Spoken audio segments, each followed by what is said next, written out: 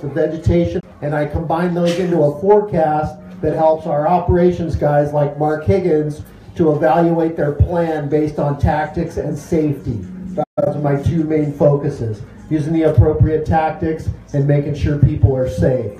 Well, just to give you a little background, normally in this country, in Mendocino County in October, our fire danger is trending downward every day, down, every day we get closer to the end of fire season. But as my colleague Jeff Tompkin has said a couple of times, this is like the fire season that won't end. For the last 16 days prior to the big blow up on Sunday night, the relative humidity in this area was not below 40% day and night for 16 days.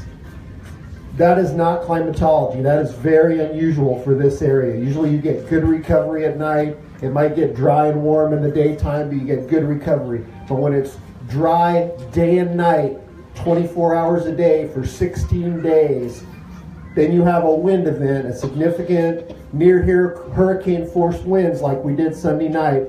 This is why this event was so catastrophic. So the dryness continues, but the wind velocity has backed off, but now we have a 40,000 plus acre fire out there. So we have a lot of challenges ahead of us, and just be patient with us. We're going to evaluate everything, and we're going to do the best job we can for you. Thank you. Good morning, I'm Ron Bravo, Deputy Incident Commander with CAL FIRE Team 4. Some of you, I already recognize your faces after the last couple of days of having some of these public meetings and outreach. What I want you to understand is we're doing everything we can to bring resources. You've seen the aircraft. We've got 10 helicopters specifically assigned to this, but we'll continue to compete with those other incidences throughout the state. You know what? 10 counties in a state of emergency, 17 large fires moving through communities. Some of our friends and neighbors to the south of us have sustained a lot of damage. And what I want to tell you is we're doing everything we can to get you back into your homes as soon as possible. We're going to work cooperatively with the sheriff. But what we don't want to do is continue to have the fatality numbers increase because we let people into a situation that is not only deadly for them, but for our first responders. So please, please be patient. We're doing everything we can. Many of us come from parts of the state where we've had to deal with these tragedies in the past. We've had to evacuate ourselves, our family members. We don't want to hurt anybody. So please be patient. We're going to work with everybody as soon as we can, but we want to make you get back to your home as quickly as possible. One of the things you heard is this weather is good for this community, right? But that doesn't necessarily mean south of us it's good. So just remember, we're dealing with other people that are in the same position you are, and we're trying to make them as safe as possible. So just think about your friends, your neighbors, and one thing I want to get out, this is a community, it's a very strong community. Help your neighbors, help your friends, make sure that they're ready to go. If we do have another wind change and it comes back on us, be prepared to evacuate, have your things together, help your neighbors, and we'll get through this together. Thank you.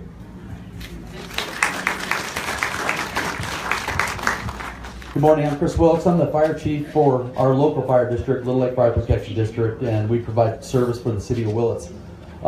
360 square miles is our district.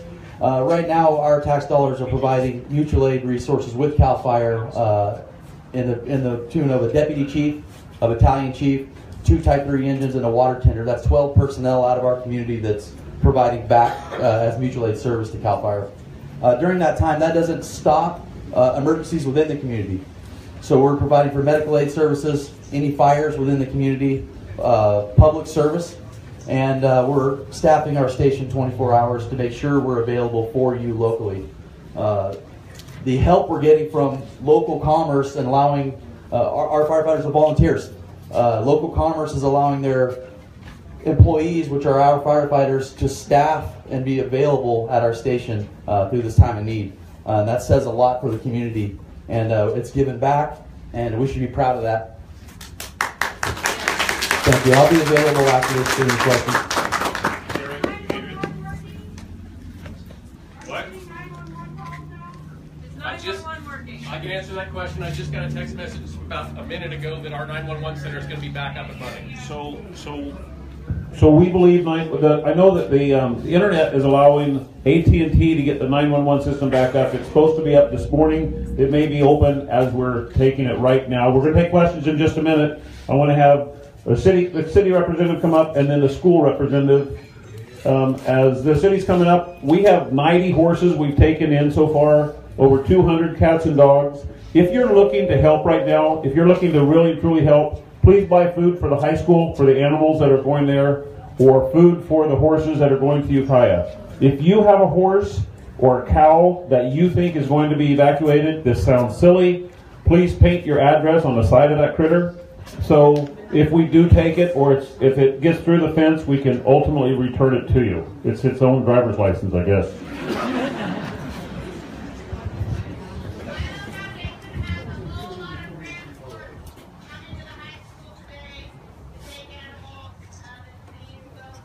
Okay, thank you. Thank you to the Milo Foundation. Good morning, I'm Adrienne Moore. I'm the city manager in Willits, and I'm just going to talk to you this morning about the city itself. So we have, first of all, an emergency shelter open at Willits High School. It has been open there since Monday morning. It's being manned by the Red Cross. The high school is providing meals, showers, and cots for sleeping.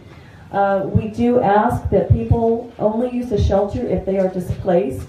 What we don't want to see happen is the shelter to be overwhelmed by people that don't need to be there yet. Fuel stations, I think you all know, were depleted over the last couple of days. As of this morning, they have full supplies. Grocery stores are at full capacity again. Many restaurants are not yet functional because of gas service not yet being turned on. PG&E crews are in the area, and we ask that everybody cooperate with them as they go through residence by residence to get service turned back on. Communications seems to be largely restored with cell service, internet service, and landlines. And our watershed, there was a comment about the watershed. Our watershed is up in the hills, and we are not impacted. Our water treatment plant is running just fine. There's never been a problem with it. We have no concerns at this point about our water quality with the air tanker response. So we do have our emergency groundwater system on standby, ready to use. So no impacts to any of our utilities. We're in good shape. Thank you.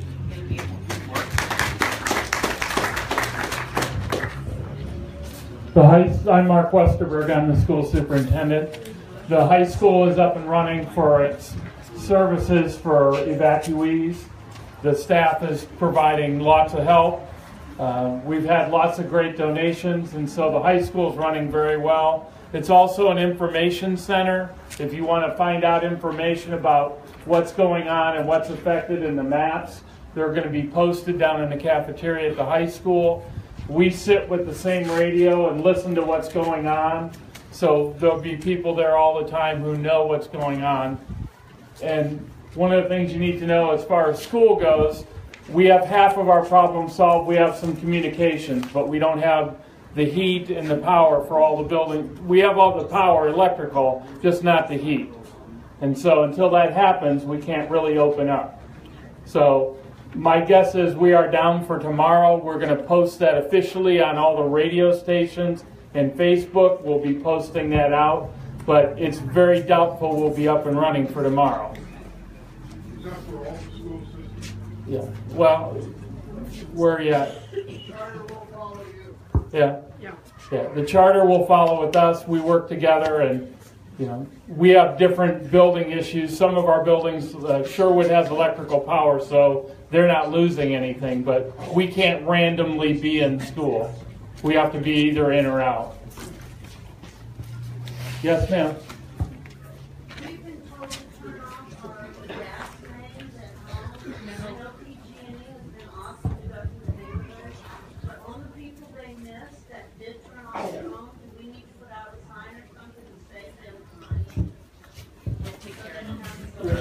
So PG&E is saying PG&E crews are are working throughout the community to make sure that all of the gas meters are turned off. You guys don't need to worry about it. We're going to turn But if they them have off. turned them off, should they leave a note on the door?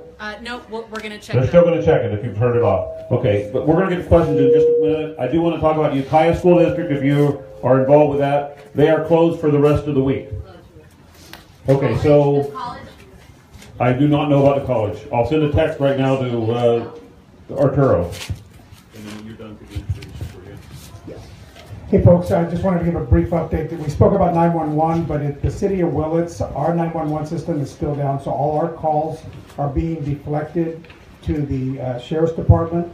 So as your cell phone comes up and you start to dial in, you're probably going to end up at the sheriff's department. The system has a redundancy built in, and so that's what happens when it's not working. So I'm going to introduce our Board of Supervisor Rep, Georgiana Krosky.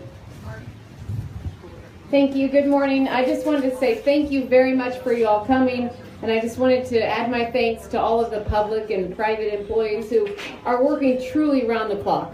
Worked until late last night to get us to wake up with cell phone service and internet service, be able to call each other, be able to get updates.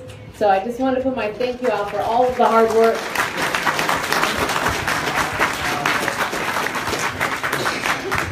All right, so, damn it. So the college president is going to text me back in just a minute, and the superintendent says they're certainly closed today, but they're going to make a decision by the end of the day. Hold on one second. I'm sorry. I want to tell you, if you have a horse or an animal that's been taken, the supervisor, Georgiana Krosky, is working with UC Davis. They're bringing veterinarians up here that are going to be able to work with it. If you have an animal that's been injured, if you call that phone number, we can get.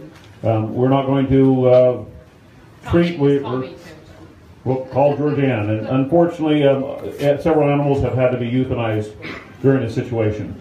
I think we're almost done with everybody who needed to say something. Oh, Daryl, Brookdale. I'm sorry. Don't get too close. Good morning. My name is Daryl Shepner. I'm the fire chief for the Brookdale's Fire Department. Currently, we have one engine assigned to the incident from the start of it, and they will remain there during it. Our station is staffed 24 hours. One of the things that I want to get out to everybody is to continue to be vigilant. We do not need any additional fires within our areas. Last night I responded to a gentleman that was welding outside of his structure. Obviously he got a great lecture from myself, but he also got to visit with a CAL FIRE prevention officer. So with that being said, I just want to make sure that if you see activity like that you report it and to remain vigilant. If you have questions, the rumor mill is killing us. Brook Trails is not being evacuated. If you want to know, find a firefighter, talk to them, they will tell you. Thank you. So Mayor Gonzalez is bilingual. If there is somebody here who is not understanding what we're saying at the end, please come up. If you know someone who's not understanding what we're saying, please come up and we'll try to explain everything to them. As we're standing here, a 747 just flew by. If you're interested, it can drop up to 19,000 gallons of retardant in one drop. Pretty incredible. All right, so, Jerry? Yes. Thank you. Hey, again, it's Jerry González. Soy Gerardo González. Si quieren que les explique lo que decimos hoy en español, después de que acabamos aquí, les explicamos aquí arriba. O que vean en la página de Mendo Voice que está traduciendo todo al mismo tiempo. Okay. The college is closed tomorrow and Friday. Hey, Tom? Yes. Can I ask CAL FIRE how many aircraft are going to be on the regular fire today? Dropping? 12, I think. 12? Can I ask a question? Just a minute. We're answering a question right now. Just a minute. Okay, real quickly, there was a question about how many aircraft are on the incident. We have on the Redwood fire. So roughly, not roughly, we're going to keep requesting air tankers, the fixed wing. That'll vary through the day because other incidents will utilize those as well. But what we do have assigned, we have 10 what we call Type 1 helicopters. Those are really big helicopters. We have an additional 3 Type 2 helicopters, and we got another Type 1 helicopter. So anywhere from 12 to 15 aircraft are going to be up over the fire as much as possible. And that VLAB, will it stay or does No, the VLAB, so you heard earlier, we were number 3 in priority, right? We have a lot of devastating fires in Santa Rosa, Napa County, etc., right? So they will be utilizing that aircraft as well. But when you can drop up to 19,000 gallons, that gives us some time to get in there and work the ground, and then we're doing the same on some of the other surrounding fires. Yep. We can't donate. How do we volunteer? If you want to volunteer, you're next. Just 1 second. If you want to volunteer, Red Cross has a volunteer now. It takes 24 hours for them to notify you, or go to the North Coast Opportunities. Yes, sir. Who declares martial law? Do you feel that power is okay during the state? Martial law, the sheriff could declare it. I'm not going to declare it, so it's okay. Sir. Next question. How about family that we have out on Hurst Willits Road? Family that you have out on Hurst Willits Road, up to Canyon Road, you can go visit. But after Canyon Road, they've been evacuated, but they should be getting cell service now. So please check. Yes, sir. Okay. I just was very curious. As I sat around the other night and saw all these scared people, why wasn't the library open? I can't speak for the library. I don't control the library. We tried to get it live. We've raised the question. I haven't got an answer. Yes, ma'am. So the geographical location of where your cell phones work? Reverse 911. I'm not okay, so if you want to register your cell phone with Evergreen, one word, go to MendocinoSheriff.com, and there's an Evergreen icon there that you can connect to. .org.com. MendocinoSheriff.com, yes. So somebody was asking if when the gas comes back on, will they be going around the houses? So when your gas comes on, the reason that PG&E is turning your gas off is so when the gas comes on, hopefully the pilot lights will be controlled as it comes on. PG&E offers service to help you light your pilot lights. We got 100 people coming in today and tomorrow. PG&E is sending in 100 people to help relight things. So how are those PG&E workers being allowed to displace evacuees from motels? I don't know the answer. Yes, sir. Does anybody tell me where the fire is? The fire is clearly here. The fire is surrounded. Ridgewood, the Golden Rule. I'm sorry. No, further up. Okay, what was the question? I didn't hear it. Ridgewood Road and Lakewood and Pine Mountain. It looks like it's going right that direction. Currently, to the best of my intelligence, it has not. Has not reached. Okay, one at a time, folks. I can only answer one at a time. Those 2 particular roads are going to be Ridgewood Road and Lakewood. It's been 20 years since I've lived here, folks, so I've lost some of my memory. But Ridgewood and Lakewood roads, the fire has not reached that to the best of my knowledge. That's the main entrance, yes. So far, by our infrared imaging last night, the fire looked to be about, again, and these are estimates because it moves through the night, from the time we get our reconnaissance flights till now, it's going to continue to move. Last night it was around 3 miles. 3 miles what? 3 miles to the south of the Ridgewood and Pine Mountain area. Ridgewood Road in Pine Mountain, the fire is about 3 miles south. Yeah, can you give a quick list of what areas are under mandatory evacuation and what areas are under evacuation warning? Okay, currently the advisory area is East Hill Road, where the causeway goes across. I'm going to actually defer that to him so he can read it. All right, I'm going to read to you exactly what we have. So these are the evacuation orders for the Redwood Fire. West Road from State Street north. East Road north of School Way. Laughlin Road north of State Street and all roads feeding in. East Road south to Highway 20. East of East Road around Highway 20 to Horseshoe Circle. Those are all evacuation orders.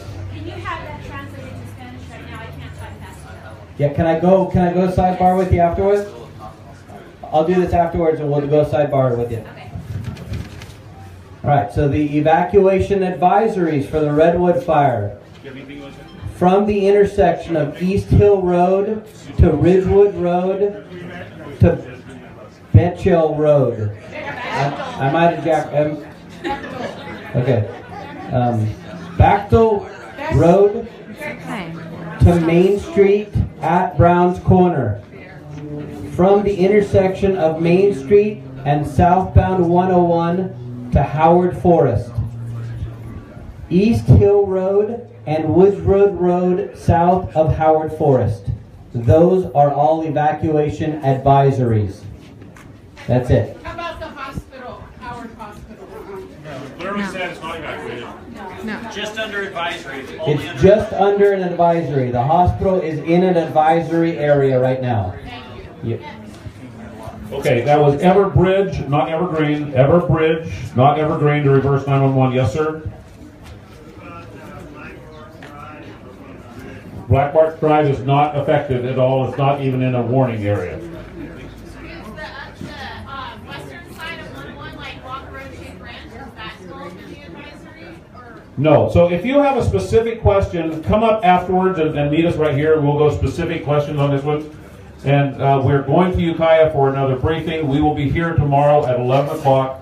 Thank you very much for your patience.